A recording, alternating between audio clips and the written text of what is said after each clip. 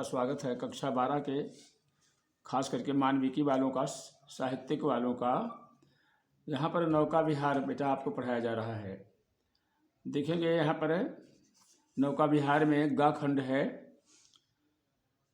पहले आपको बताया गया था काला कांकर का राजभवन प्रतिबिंबित हो रहा है गंगा जल में, इसका वर्णन किया था कवि ने।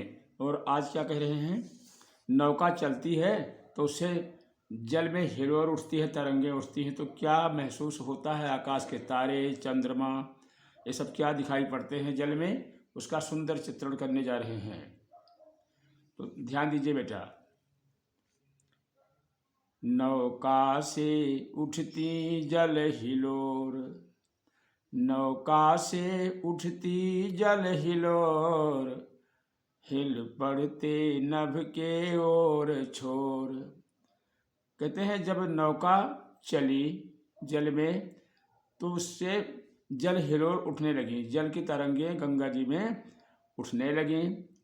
तो क्या दिखाई पड़ा, आकाश की जो तारे नीचे छायांकित हो रहे थे जल में, लगता था हिल पड़ते नभ के ओर छोर। कहते हैं पूरा आकाश मंडल ही जैसे ओर छोर माने होता है एक किनारे से दूसरा किनारा हिल रहा है, ऐसे प्रतिबिंबित हो रहा है जल में। बड़े सुंदर शब्दों का प्रयोग करते हैं निराला जी। विस्फारित नयनों से निश्चल, विस्फारित नयनों से निश्चल, कुछ खोज रहे चल तारक दल, ज्योतित कर नभ का अंतस्थल। विस्फारित माने होता है बड़ी बड़ी आंखों से देखना, नयन माने आंख, निश्चल माने होता है अडोल, हिलना डुलना नहीं। कुछ खोज रहे, कुछ ढूंढ रहे हैं, चल तारक दल, तारक माने तारागण, दल माने समूह। कहते हैं ये तारक दल अर्थात तारागण आकाश मंडल में जो हैं वो बड़ी बड़ी आंखों से निश्चल होकर के कुछ खोज रहे हैं, ऐसा प्रतिबिंबित हो रहा है जल में। इनकी तारागणों की छाया का सुंदर चित्रण कर रहा है कवि। आकाश मंडल से तारों की छाया जल में पड़ती है तो क्या लग रहा है, जैसे बड़े बड़े नेत्रों से तारक दल कुछ खोज रहे हैं। और ज्योतित कर नभ का अंतस्थल, ज्योतित माने होता है प्रकाशित, नभ माने आकाश, अंतस्थल माने होता है हृदय, अंतर गहरा। कहते हैं अंतरिम हालत में हृदय में ज्योतित करते आकाश मंडल को, अर्थात आकाश मंडल का अंतस्थल गहरा हृदय प्रकाशित करते हुए तारे कुछ खोज रहे हैं बड़ी बड़ी आंखों से। विस्फारित कहते हैं बड़े नेत्रों से देखना। ऐसे सब अगली सुंदर चर्चाएं देखेंगे। कितना सुंदर लिखते हैं आप खड़ी बोली में। सामने शुक्र की छवि झलमल, पैरती परी जल में, पैरती परी सी जल में कल, रुपहरे कचों में हो ओझल। सामने शुक्र की छवि झलमल, शुक्र एक तारा है। कहते हैं सामने शुक्र की झलमल छवि जल में तैर रही है। पैरती परी सी, उपमा अलंकार, कैसे तैर रही है, परी सी, परी की भांति जल में, कल माने होता है मधुरता से, स्नेह से, सुंदरता से तैर रही है। रुपहरे कचों में हो ओझल, रुपहरे माने होता है चांदी जैसे, कचों माने बालों में, ओझल माने छिपे हुए। कहते हैं रुपहरे बालों में छिपे हुए, ओझल होकर के जैसे कोई तैरती हुई परी लग रही है।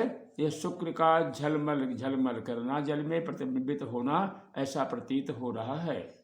और अंतिम कड़ी में क्या कह रहे हैं, लहरों के घूंघट से झुक झुक, लहरों के घूंघट से झुक झुक, दशमी का शश निज तिर्यक मुख, दिखलाता मुग्धा सा रुक रुक। संस्कृत निष्ठ खड़ी बोली का सुंदर रूप। लहरों के घूंघट से, तरंगों के घूंघट से झुक झुक करके, दशमी का शशि यानी चंद्रमा, दशमी तिथि है। कहते हैं चंद्रमा निज माने अपनी, तिर्यक माने तिरछा मुख माने मुख से क्या दिखला रहा है? मुग्धा सा रुक रुक, मुग्धा माने मोहित सी, कहते हैं मोहित हो करके रुक रुक करके अपना मुखड़ा दिखला रहा है तिरछा। अब ध्यान दीजिए, पूर्णमासी की चांद भरा पूरा होता है, गोला रंग गोलाकार होता है, मगर दशमी का तिथि का चंद्रमा थोड़ा सा तिर्यक होता है, इसलिए कह रहे हैं उसका जो तिर्यक मुख है वो लहरों के घूंघट से झुक झुक करके दिखलाई पड़ रहा है, मानो मुग्धा सा मोहित होकर के रुक रुक के सबको दिखला रहा है, ऐसा प्रतिबिंबित हो रहा है आकाश मंडल का ये नज़ारा गंगा जी के जल में। तो कवि ने आपने सुना, इतना सुंदर वर्णन किया है। आगे आपको नौका विहार के प्रश्नोत्तर इसमें जो पूछ हम देखेंगे, आप संकेत में नौका से उठती रुक रुक लिखा हुआ है ना, नौका से उठती रुक रुक आ बा सा द या, चार खंड इधर हैं, उपर्युक्त पद्यांश का संदर्भ लिखिए। तो आप लिखेंगे प्रस्तुत पद्यांश नौका विहार नामक शीर्षक से अवतरित है, इसके रचयिता सुमित्रा नंदन पंत जी हैं। बा में पूछ रहे हैं रेखांकित अंश की व्याख्या कीजिए।